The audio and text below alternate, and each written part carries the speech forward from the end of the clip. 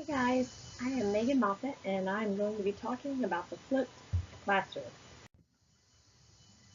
So what is a flipped classroom?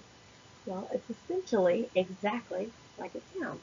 It's a classroom approach that switches in-class lectures with collaborative hands-on learning. In this model of learning, students will typically preview their course materials outside of class using some sort of technological medium, and then they'll meet in class for an interactive style lesson. In this form of education, teachers and students occupy different roles.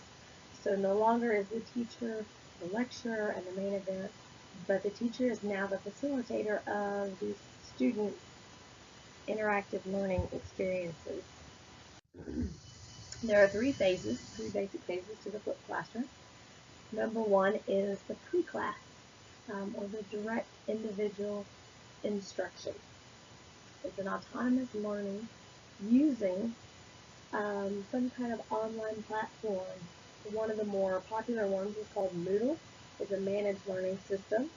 Um, so in this portion of the flipped classroom, students will view a pre-recorded lecture, either by video, computer, online, and sometimes it can be accompanied by an assigned textbook reading or possibly a comprehension worksheet.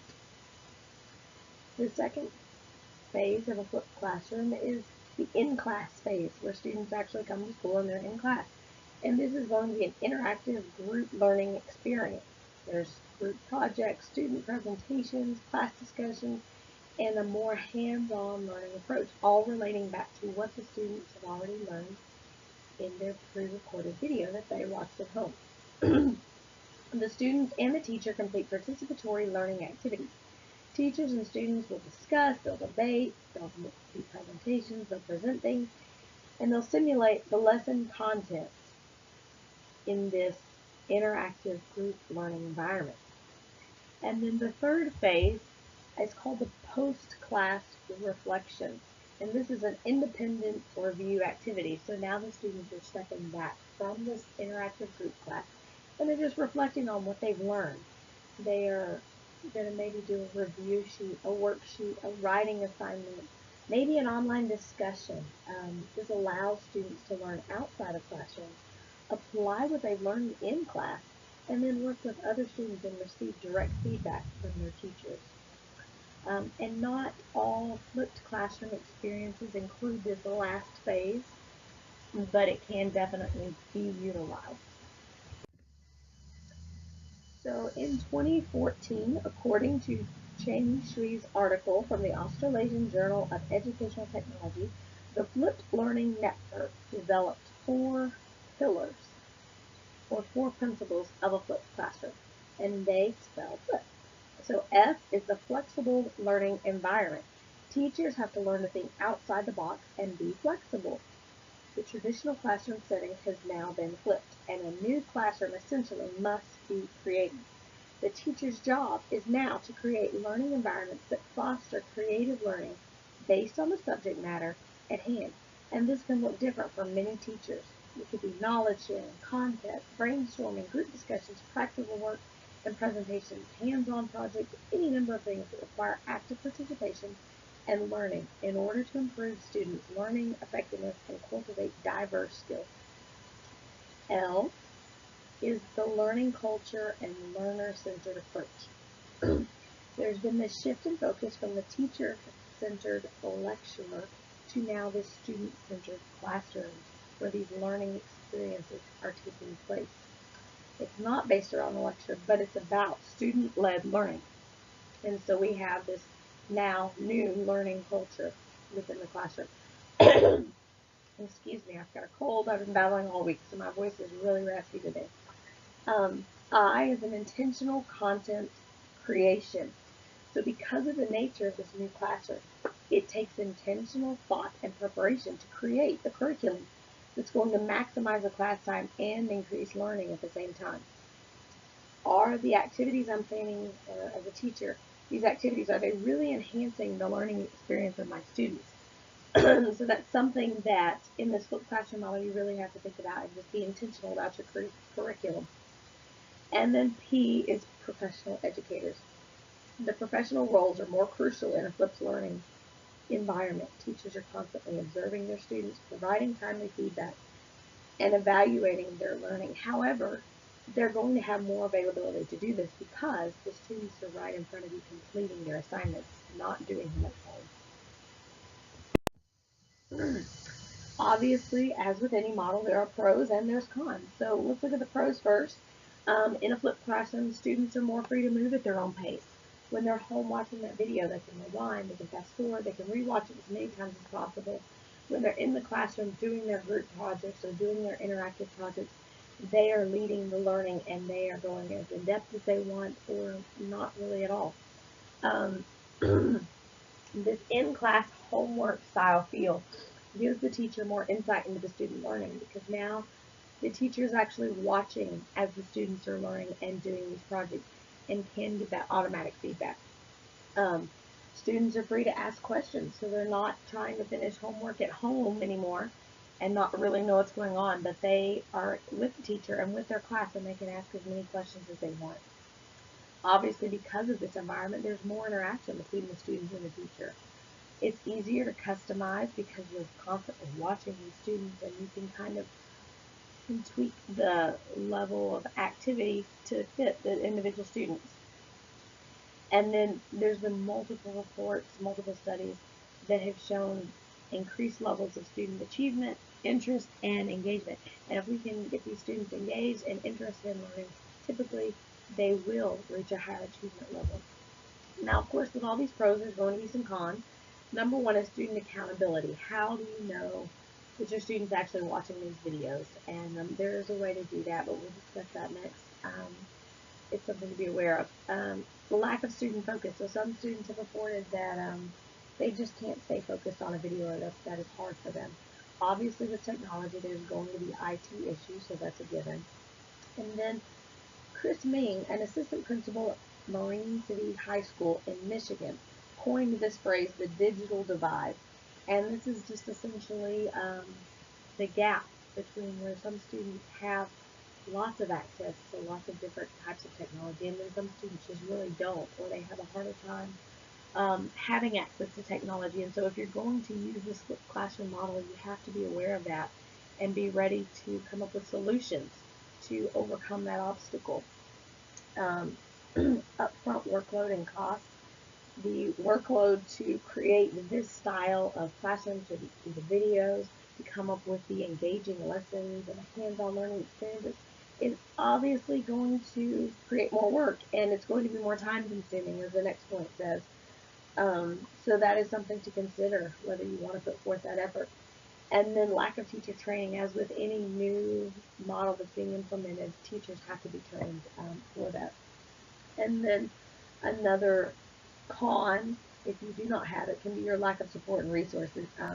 The district and school must provide the technological resources necessary to implement this new learning model. Without proper resources, it is impossible to successfully transition to this new system of learning. So kind of going along with the cons, here are some pitfalls that a lot of new teachers or inexperienced teachers will fall into when trying to implement this model.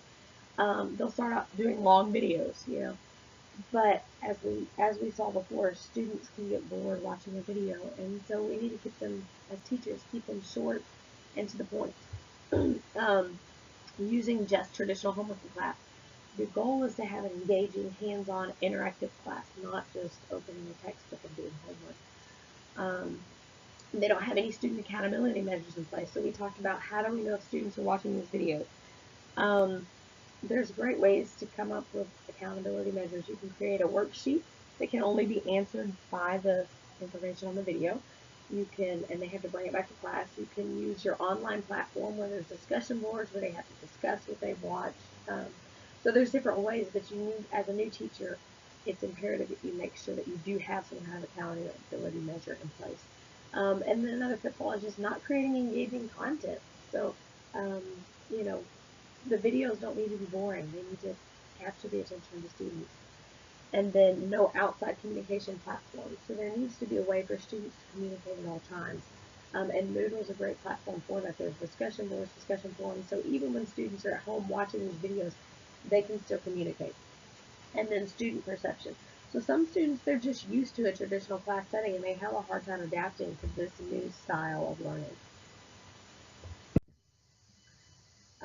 Here's some strategies for success. Obviously, communication is one of the most important. So if you're going to switch to this new model, talk to your students, talk to your parents, make sure they know what's happening and what the benefits are of this new model. A collaboration between teachers and staff. If this model is going to succeed, it must take a collaborative effort between teachers, staff, administration, and community. Then identify your goals. What are your goals? What are your objectives? What are you trying to accomplish in your class this year, this week, this day? Your goals should drive the activities and educational experiences that the teachers are planning for their students. Constant assessment and feedback. So just be constantly observing, watching these students and giving them that feedback and doing those assessments so that not only for your benefit but for their benefit as well. Support for students with limited technological resources, so that great digital divide that we talked about, just coming up with solutions for that. Can they watch the videos in class? Can they watch them in the school library perhaps? What about DVDs? Sometimes DVD players are a little more accessible than online. And then just having a progressive implementation plan, working slowly to implement this new educational model so it's not an overnight thing. And of course, extensive training. Training is key to just about any new model that you're implementing. So what does the research say? After learning about the flipped classroom model, is it even worth trying to implement? What is the research saying? Well, in researching for this project, I found multiple studies that showed positive results after having used this model of learning. However, for lack of time and space, I've only listed the two specific studies and their findings. Zafer Unal and Azrahan Unal decided to conduct a study of several K-12 schools after realizing that most flipped classroom research has been geared towards the undergraduate and grad level of classes. So in their research, not only did they find that 94% of the students that they interviewed reported a positive learning experience after going through a flipped classroom for a while, but the majority of the teachers also said that this experience, they reported better learning outcomes for their students after this experience. And so they saw positive results in their students. So you've got the students and the teachers both saying this was a positive experience and positive learning outcomes. So that was definitely in favor of the flipped classroom. Then the next study was by Jalay Nuri, and she conducted a study of 250 undergrad students at a university in Sweden. While 75% reported a positive learning experience with the flipped classroom, and that's a pretty good number. The greater finding, though, that she was a little more just excited about was the improvement that was seen in the typically lower achieving students and their learning. So these students who typically were lower achieving, did not necessarily have, top of the class grades, actually saw significant improvement in their grades after attending a flipped classroom style model. And so that was absolutely a positive and in favor of this flipped classroom model. So after I have done this research in this study, I definitely feel like the flipped classroom has a place in modern day education. It utilizes technology, and it just really, I feel, is a great way to engage students in this learning experience. So thank you guys for listening.